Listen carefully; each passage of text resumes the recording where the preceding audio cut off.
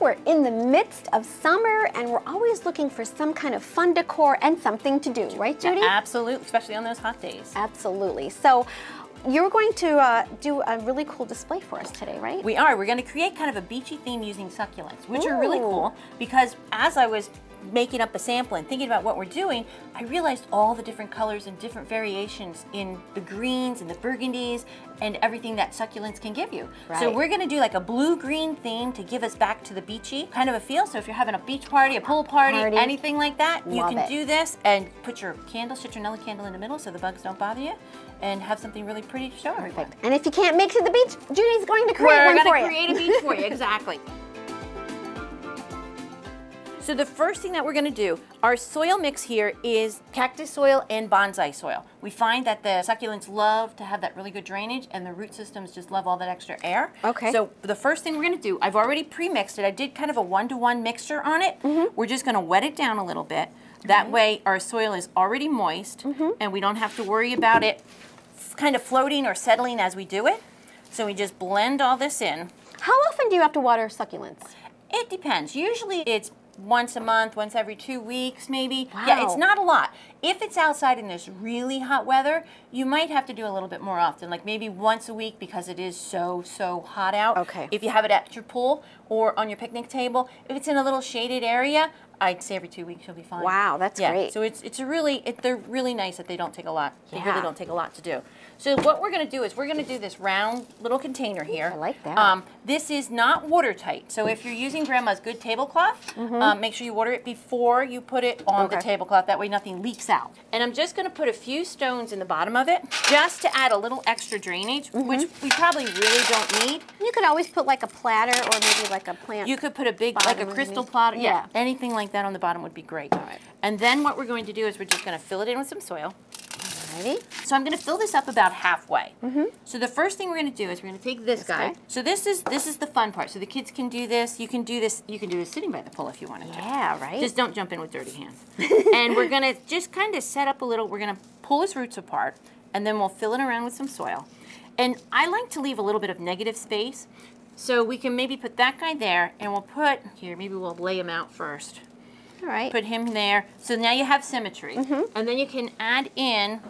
This is really crazy. Isn't he like a funky little snake plant? I love it. Snake plants are great. And he kind of looks like a starfish. And then we'll have those two to drape over the side. All right. And it's nice because then if you have a little extra space, as we get to our little beachy theme that we're going to add in there, you'll be able to feature a few of your shells. It doesn't have to be packed full of plants. I think a lot of times we get excited and we want to put as many plants in as we can. But sometimes it looks better, less is more. I love this guy. Look at him. Looks like, doesn't he look like whale fins or shark fins? It really does. Right? Or a really shark does. tooth even. Yeah, it's perfect. And then we're going to sneak this guy in right beside him to give us a little bit of a drape. And I just tickle the roots a little bit so that it loosens up. And then you'll help it. And it almost looks like a seaweed too, or seagrass. Yeah. Right. And this guy is really cool. So he kind of looks like an octopus. He does. I love the thought you put into this. That's part of the fun. I know. He does look like an octopus. Doesn't he look like he's going to hang over? Totally. And that gives you a little bit of fun, a little bit of movement, a little bit of fun. All right, so now we're just going to fill in with our soil. And then when you get done with that, what you want to do is, hand me the watering can, whenever you transplant a plant or do something, you want to give them a little bit of water. That helps take out the air bubbles in the soil, and it just wets it down a little bit further. And you want to wet the whole thing, even if there's not a plant there, because if you don't, what happens through capillary action, or osmosis, whichever one you want to use it for, it will, like where the plant is, the dry soil will pull the moisture away from the plant. Oh, okay. So you do want to make sure you just wet the whole thing. So what we're going to do next is we're going to add some fun to it. We're going to put a few stones down. So these are going to kind of look like beachy stones. They're really small pebbles. Yeah. And one question I always get from people is, can I take stones from outside? If you have some stones laying around your yard that you like, you can use them. What I would suggest is that you wash them first. Especially if you're putting them on a plant or something, you just want to make sure that that bacteria or anything that might come in from the yard doesn't come in with it. That's so a good tip. now we're going to add the fun part. So now we kind of have our beachy, earthy kind of look love there. it. Now we're going to add our little sea glass look. Oh, so we have some great little, kind of like sea glass. Yeah. I guess is the best way to describe it. And we're just going to add those around. This is great. This really brings it to life, doesn't it? It really this just adds the color in there.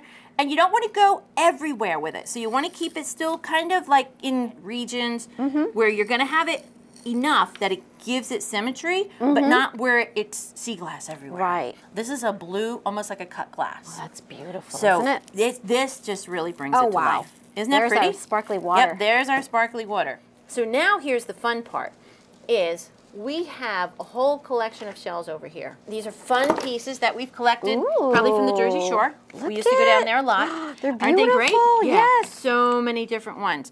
So what you can do is you can just lay them in. You can lay some in. You can stand some.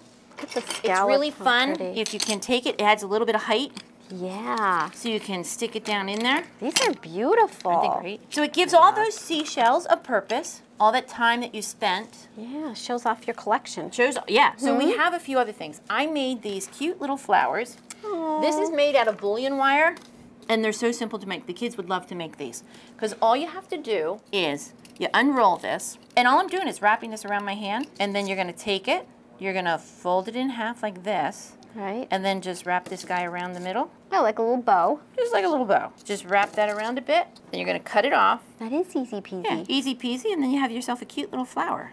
I love them. And then what we're going to do is we're just going to take a little bit of glue, and you can glue it to the shell. Oh, cute. See, it just pulls that blue through a little bit Yeah. more. Oh, wow. And then we have little dragonflies. Look at these guys. Aren't these beautiful? Yes. So it's, again, it's pulling in that bright blue, which is nice. It doesn't look, dragonflies could actually be bright blue. All right, so now we're going to add a bird. This little guy doesn't have a wire on him, so we poked a hole, There and we're he just going to is. stick him in there on a piece of wire like this. I put a hook on the bottom. We'll cut it just a tad bit more. I'm going to put a hook on the bottom, because what that does is it holds it in there better. So when you stick it down in, it's not going to pull out right away. Okay. And you can kind of hide him in with the, so you don't see his wire. Isn't this beautiful? And just stick that down into the soil. And then he's kind of flying overhead there. Oh, I love this idea. You always come up with something so adorable. And Thank you. We Thank are you. so grateful. Thanks so much, Judy. Thank you. The Potting Shed, we're kind of an eclectic mix of a whole bunch of different things. We sell candles, we have linens, we have silk florals. Everything. Everything. Live plants. Live plants. We can really help you with a gift. We can help you with your plants. We can help you with most anything. We have a great children's section now. So we just keep expanding and changing to bring in new things and keep it exciting and lively. Thank you so much. I feel like we're heading to the beach here when we're looking at our Yes. beautiful little display here. Thanks again, Judy. Happy summer. Yes, happy summer to you also. Thank you.